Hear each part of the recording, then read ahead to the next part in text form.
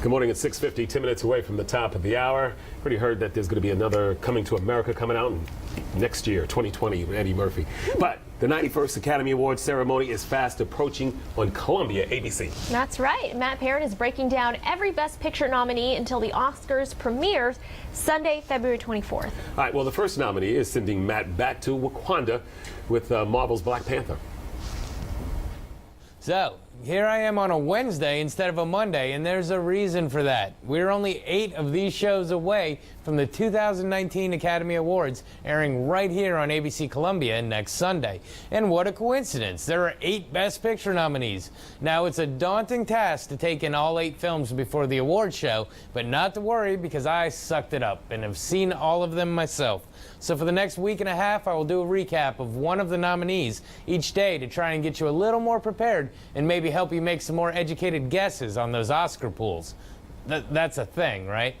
Anyway, let's get started with the most surprising of the nominations, even though it made more money than all of the others combined.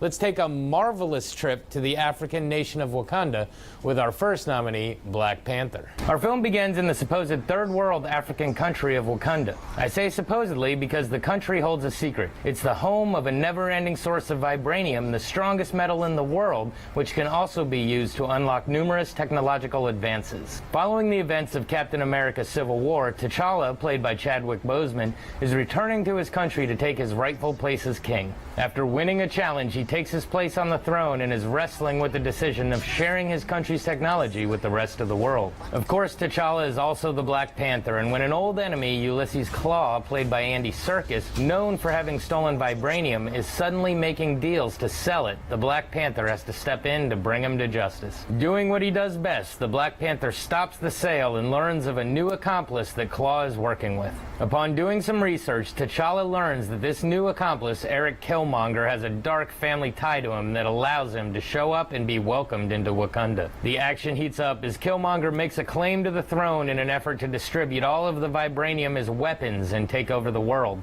A power struggle soon commences with the different tribes of Wakanda choosing sides and fighting for what each thinks is right. We wait and watch on the edge of our seats to see how this epic battle will play out and find out who has chosen the right side. I think one of the reasons that this film was nominated is that it really stepped up the game for a Marvel movie. They toned down the corny humor and made the film so it had the perfect amount of quips to keep you laughing and engaged without going way overboard with the jokes.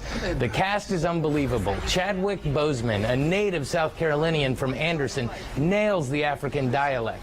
He looks so comfortable in his portrayal of this character that you'd think he was born for it. There are too many other cast members to brag on, but the females are outstanding. Angela Bassett, Lupita Nyong'o, and Danai Gurira rule the screen. And it's good to see Marvel throw in some amazingly strong women characters. And let's hear it for Andy Serkis playing a human. The king of CGI, who you've seen in so many things but have never seen his face, absolutely nails it. And it's fun to see he can act just as well as himself. So, how does this film fare heading into the actual awards? Well, like I said, it was a bit of a surprise nomination.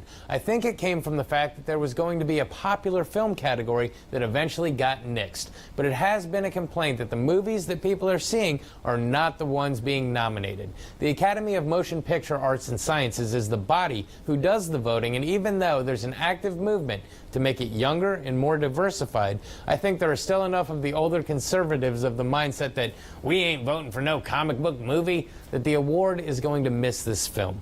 Regardless, though, this was definitely a milestone film that shows democracy is starting to make its way to the Academy. This has been your Oscars overview. Be sure to tune in tomorrow for the next nominee. Back to you. And stay with us. We'll have more news, weather, and the answer to your trivia question.